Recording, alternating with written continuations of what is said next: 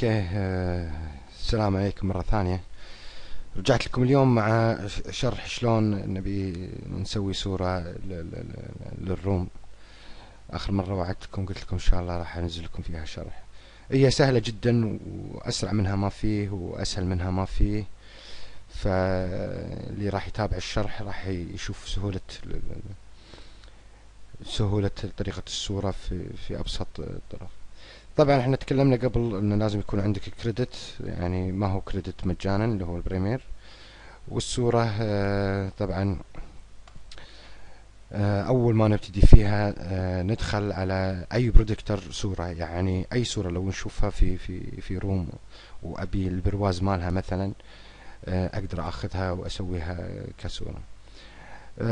في عندي هني كذا برودكتر، في عندي هني برواز اللي هو البني، وخلني اعطيه تراي عشان تشوفونه.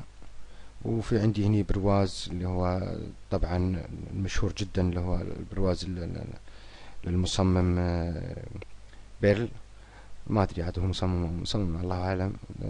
وهو بروازه بشكل جميل جدا، اسود وكأن عليه اطار من نوع النيكل او اللمعة. عندنا هني اللي هي خرائط للبرواز، نفتحهم. عندنا الماب 0، عندنا الماب اللي هو 1. نخليهم يفتحون. المفروض انا فاتحهم من قبل عشان تشوفونهم، لكن هذا عندنا البرواز شكله. والشكل الثاني طبعا هو طبقتين البرواز يجي. وهذا الحين الطبقة الثانية على ما تفتح. طبعا اعطيناه ترايل هني البرواز اللي قبل شوي قلت لكم عليه اللي هو اللون البني. الصورة راح نلقاها تحت. نفتح الاعدادات مالت الغرفة او مالت التعديل، ناخذ الاسهم المربعة، نسحب الصورة بالطريقة هذه، راح تبين عندنا الصورة على الحائط. طبعا هذا برواز اللي قلت لكم خلينا نسوي له تراي ونشوفه. شفناه. طبعا انا ما ابيه، انا راح اشتغل على البرواز اللي هو الاسود. الخريطتين اللي تكلمنا عليهم هذا طبقة وهذه طبقة ثانية. طبعا الطبقتين هذول احنا ما نشغل فيهم الا حق واحد عارف شلون يدخلهم عن طريق اللي هو دامج التصميم اللي هو هني. فيقدر يختار الخريطتين، هو حاطهم على اساس ان انت تشكلهم في اي شكل تبيه. يعني اذا ما كان عاجبك البرواز بالشكل هذا تبيه باي لون ثاني، نقدر نستخدم الخرائط ونستخدمها باي لون ثاني.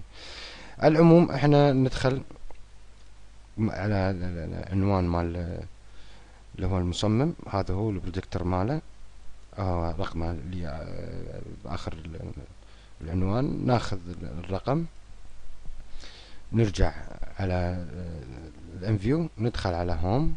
طبعا نفس ما قلنا في الكريدت ندخل عليها يطلع لنا بالشكل هذا. ندخل على درايف نيو برودكتور، نحط الرقم هني، ننطر عليه لما يعطينا يس على اساس يفتح لنا. اعطانا هني نشوفها بالاخضر كلمة يس، ناخذ اوكي. راح يفتح لنا ان شاء الله نفس ما شفناه بالشكل اللي قبل شوي، بس ابتدي وياكم من بدايته على اساس انه يكون شرح وافي على قولتهم. اخباركم ان شاء الله زينين طيبين حلوين، بنحبكم. يا اهلا وسهلا. اتمنى الصوت من قبل كان نشوف. اوكي، هذا البرواز نزلنا لنا هني بالشكل هذا. نفس ما قلنا ندخل على الاعدادات، ناخذ السهم اللي متعدد الجهات، نسحب الصورة فوق. هذه الصورة جتنا بالشكل هذا كأنها على الحائط. عندنا هني نشوف تركيبة اللوحة مثلا. هني البروازين اللي تكلمنا عليهم اللي قلت لكم عليهم قبل شوي، طبعا ما لنا شغل فيهم. احنا راح نختار رقم 2 اللي هو في الصورة. هني عندنا مقاسين.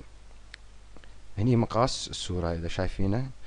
هني طبعا هذا الاوبجكت ماب بتاع الخريطة، يعني على قولتهم ما لنا شغل فيه، لكن نجي على اللي فيه صورة. نروح على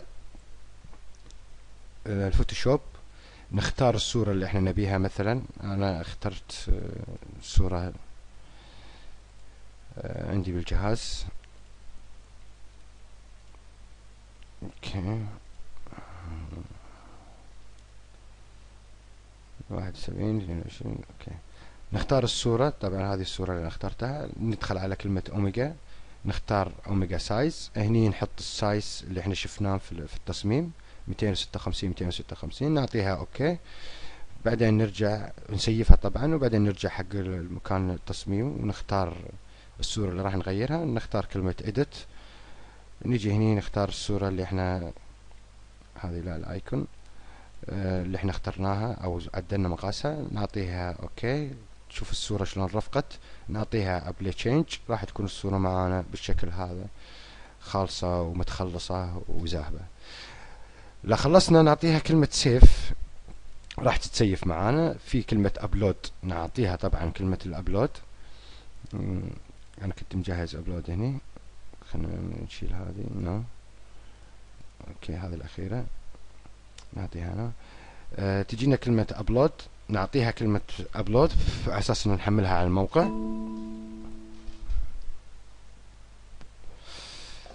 طبعا هني شرحنا احنا بالسابق، هني نحط اسم الصورة مثلا خلينا نقول هورس بيكتشر، او اذا كانت اي صورة. هني طبعا نحطها جنرال لانها تكون عامة. هني نختار السعر اللي احنا نبيه، مثلا 200 او 300 او كيفك انت. هني ايديت اوميجا اللي هي الصورة الظاهرة للتصميم. انا سويت طبعا صورة مصغرة اللي هي نفس ما تشوفون مقاسها 108 تحت. نختارها نعطيها ابلود. هذه دخلت الصورة عندنا. هني نحط الوصف عن الصورة، مثلا بيكتشر فاصلة كويت حق السيرش، اي كلام اللي انت تبي تكتبه. وبعدين نرجع هني نعطيها سبمنت تو شوب. لو اعطيناها سبمنت تو شوب راح تفتح لنا بالشكل هذا في الموقع. طبعا لما تجي هني كأنها نزلت، لكن نعطيها كليك هير تو ببلش.